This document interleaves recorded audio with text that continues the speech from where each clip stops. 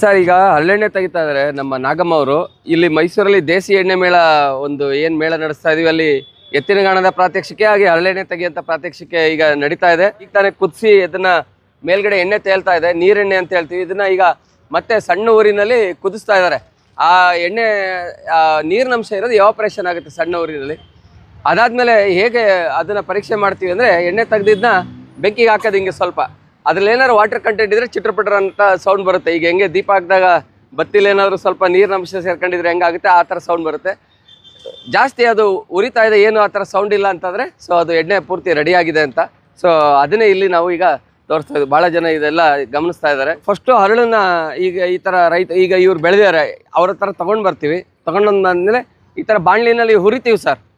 ಹುರಿದಾದ್ಮೇಲೆ ಈ ಥರ ಏನು ಒರಳಿದೆ, ಒರಳಲ್ಲಿ ಹಾಕ್ಬಿಟ್ಟು ಹಿಡಿತೀವಿ ಸರ್ ಒನಕೆನಲ್ಲಿ ಹಿಡಿದಾಗ ಆ ಹರಳೊಂದು ತಿರುಳು ಓಪನ್ ಆಗುತ್ತೆ. ಆ ಓಪನ್ ಆಗೋದನ್ನ ತೊಗೊಂಡು ಬರ್ತೀವಿ. ಅದಕ್ಕಿಂತ ಮುಂಚೆ ಪ್ಯಾರಲಲ್ಲಿ ಈ ಥರ ಒಂದು ದೊಡ್ಡ ಪಾತ್ರೆಯಲ್ಲಿ ನೀರು ಹಾಕಿ ಕುದ್ಸಕ್ಕೆ ಇಟ್ಟಿರ್ತೀವಿ. ಚೆನ್ನಾಗಿ ಮಳ್ತಾ ಇರುತ್ತೆ. ಆ ಟೈಮಲ್ಲಿ ಆ ತಿರುಳನ್ನ ಅದು ಏನು ಓಪನ್ ಆಗಿರುತ್ತೆ ಅದನ್ನು ತೊಗೊಂಡು ಬಂದು ಹಾಕ್ತೀವಿ. ಸುಮಾರು 4-5 ಅವರು ಅದು ಚೆನ್ನಾಗಿ ಕುದ್ದಾದ್ಮೇಲೆ ಎಣ್ಣೆ ತೇಲಕ್ಕೆ ಶುರು ಆಗುತ್ತೆ. ಸೊ ಅದೇ ಈಗ ನೀವು ಗಮನಿಸ್ತಾ ಇರೋದು ತೇಲ್ತಾ ಇದೆ. ಈಗ ಇದನ್ನು ತಗೊಂಡು ಬಾಣಲಿಲಿ ಹಾಕಿದ್ದಾರೆ. ಬಾಣಲಿನಲ್ಲಿ ವಾಟರ್ ಕಂಟೆಂಟ್ ಎವಾಪರೇಷನ್ ಆಗ್ತಾ ಇದೆ ಸರ್. ಹರಳೆಣ್ಣೆ ಏನಂತಂದರೆ ನಮಗೆ ಬಾಡಿಗೆ ತುಂಬ ತಂಪು ಎಫೆಕ್ಟ್ ಕೊಡುತ್ತೆ.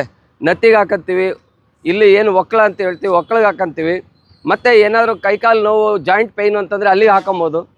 ಇದೆಲ್ಲದ್ರ ಜೊತೆಗೆ ಫಿಸಿಷಿಯನ್ ಕನ್ಸಲ್ಟೇಷನ್ ಜೊತೆಗೆ ಖಾಲಿ ಹೊಟ್ಟೆನಲ್ಲಿ ಕುಡಿಬೋದು. ರಾತ್ರಿ ಮಲಗೋದಕ್ಕಿಂತ ಮುಂಚೆ 1 ಚಮಚ ಹರಳೆಣ್ಣೆ 1 ಚಮಚ ಈ ಧನಿಯಾ ಪುಡಿನ ಹಾಕೊಂಡು ಕುಡಿತು ಅಂತಂದರೆ ಮೋಷನ್ ಚೆನ್ನಾಗುತ್ತೆ. ನಂತರ ಏಜ್ ಗ್ರೂಪ್ ಅವ್ರಿಗೆ 1-2 ಚಮಚ ಹಾಕೊಂತು ಅಂತಂದರೆ ಬೆಳಿಗ್ಗೆ ಚೆನ್ನಾಗಿ ಮೋಷನ್ ಆಗುತ್ತೆ. ಏನಂತಂದರೆ ನೆಕ್ಸ್ಟ್ ಡೇ ಎಲ್ಲೂ ಹೋಗೋದೇ ಇರೋ ರೀತಿ ಪ್ಲ್ಯಾನ್ ಹಾಕೊಂಡಿರ್ಬೇಕು. ಫುಲ್ ಬಾಡಿ ಪೂರ್ತಿ ಕ್ಲೆನ್ಸಿಂಗ್ ಆಗುತ್ತೆ.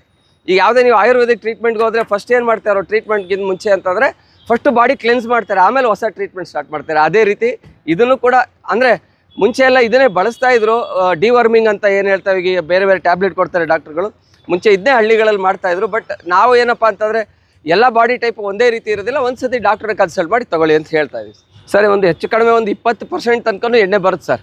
ಸೊ ನಿಮಗೆ ಸ್ಟೋರೇಜು ಅಂತಂದರೆ ಫಸ್ಟ್ ಆಫ್ ಆಲ್ ಎಣ್ಣೆಗಳ ಸ್ಟೋರೇಜು ಅಂತಂದರೆ ಎಣ್ಣೆಗಳನ್ನ ಈಗ ಯಾವುದಾದ್ರು ಈ ವರ್ಷ ಬೆಳೆದಿರೋಂಥ ಕಾಳುಗಳ ಮೇಲೆ ಎಣ್ಣೆಗಳನ್ನ ಲೇಪನ ಮಾಡಿ ಇಡ್ತಾಯಿದ್ರು. ಭಾಳ ವರ್ಷ ಇಟ್ಕೊಂಡು ಆಮೇಲೆ ಅದನ್ನು ತೊಗೊಂಡೋಗಿ ಭೂಮಿಗೆ ಹಾಕ್ತಾಯಿದ್ದು. ಸೊ ಎಣ್ಣೆಗಳಿಗೆ ಹೇಳಬೇಕು ಅಂತಂದರೆ ಶೆಲ್ಫ್ ಲೈಫ್ ಇಲ್ಲ.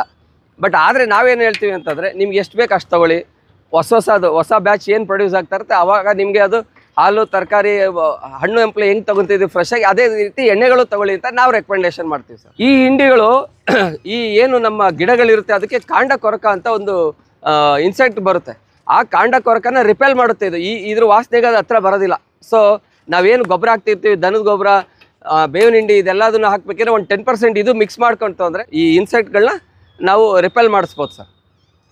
ಮತ್ತು ಈ ನೀರು ಉಳಿಯುತ್ತಲ್ಲ, ಈ ನೀರು ಬಂದು ರೈನೋಸರಸ್ ಬೀಟಲ್ಲಿ ಇರುತ್ತಲ್ಲ ಈ ಸುಳಿ ಕೊರೆಯೋ ದುಂಬಿ, ಆ ದುಂಬಿಗಳನ್ನ ಅಟ್ರಾಕ್ಟ್ ಮಾಡುತ್ತೆ. ಈಗ ಫಾರ್ ಎಕ್ಸಾಂಪಲ್ ಈಗ ಇದೊಂದು ದೊಡ್ಡ ತೆಂಗಿನ ಮರ ಅಂತ ಇಟ್ಕೊಂಡ್ರೆ ಒಂದು 3 ಕಡೆ ಇಟ್ಬಿಡೋದು 120 ಡಿಗ್ರಿ, ಇಲ್ಲೊಂದು ಇಟ್ಬಿಟ್ರೆ ಆ ಬೀಟಲ್ಗಳು ಆ ಸುಳಿ ಕೊರೆಯೋದಿಲ್ಲ, ಬಂದು ಆ ವಾಸನೆಗೆ ಅಟ್ರಾಕ್ಟ್ ಆಗಿ ಇಲ್ಲಿಗೆ ಬೀಳುತ್ತೆ. ಸೊ ಮತ್ತಿನ್ನು ಎದ್ದೇಳೋದಿಲ್ಲ, ಅಲ್ಲೇ ಸಾಯುತ್ತೆ. ಸೊ ಅಷ್ಟು ದೊಡ್ಡ ಮರದ ಸುಳಿ, ಇಷ್ಟು ದಪ್ಪ ಸುಳಿ ಇರೋದನ್ನೇ ಕಡ್ದಾಕ್ತಾವು.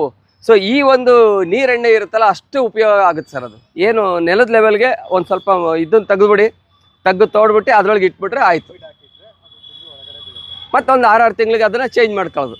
ಸೊ ದಟ್ ಆ ಘಮ ಹೋಯ್ತಾ ಇದ್ದಂಗೆ ಅದ್ರ ಎಫೆಕ್ಟು ಕಡಿಮೆ ಆಗ್ತಾ ಬರುತ್ತೆ. ನಮ್ಮ ಹಿರಿಯರು ಈಗ ಉದಾಹರಣೆಗೆ ಈಗ ನನ್ನ ಏಜ್ಗೆ ಥರ ಇದ್ದವ್ರು ನಮ್ಮ ಅಜ್ಜಿ ಅಂತ ಹೇಳ್ತೀವಿ. ನಮ್ಮ ಅಜ್ಜಿ ಏನು ಬಳಸ್ತಾ ಇದ್ರು ಪದ್ಧತಿಗಳು ಅದನ್ನು ನಾವು ಅನುಕರಣೆ ಮಾಡಿ ಅಂತ ಅಷ್ಟೇ ಹೇಳೋದು. ಯಾಕೆಂದರೆ ಅವರೆಲ್ಲ 100 ವರ್ಷ ಅಚ್ಚುಕಟ್ಟಾಗಿ ಈ ಥರ ನೈಸರ್ಗಿಕ ಪದಾರ್ಥಗಳನ್ನ ಬಳಸ್ಕೊಂಡು ಅವ್ರು ಇದ್ದಿದ್ದು. ಸೊ ನಾವು ಅವ್ರಿಗೆ ರೆಕಮೆಂಡೇಶನ್ ಮಾಡೋದಷ್ಟೇ.